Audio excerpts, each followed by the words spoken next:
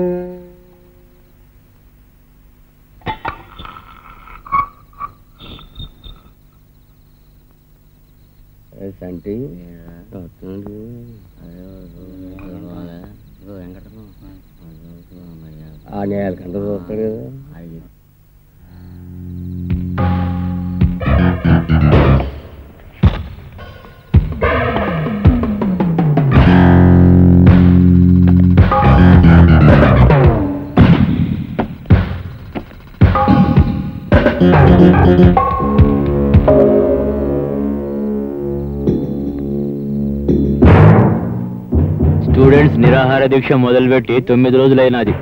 CM గారు ఎల్లుండి వస్తాడు. తప్పకుండా వాళ్ళకి నచ్చజెప్పి నిరాహార దీక్ష మాన్పిస్తాడు. అతని చేత్తో బత్తాయి రసం దాగిపిస్తారు. అది సీఎం మనిషి చేత తెప్పిస్తారు. గాడ మనిషి మన ప్లాన్ ప్రకారం విషయం కల్పించడం మా తమ్ముడి సంటిగడి పని. అది తాగి స్టూడెంట్స్ సస్తురు. అది సీఎం ఏర్పాటని ఆ మనిషి చేత చెప్పిస్తాం. గవర్నమెంట్ కుప్ప కూలిపోద్ది, సీఎం సెంట్రల్ జైలుకి పోతాడు.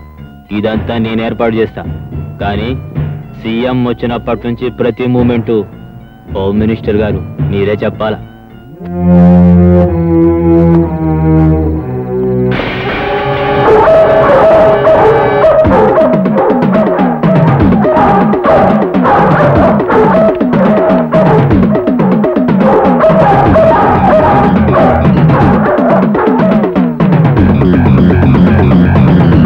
ఎవడైనా సరే ఏసై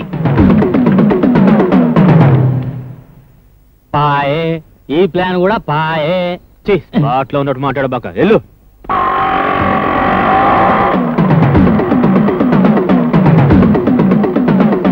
బండి తీసుకురండి రా.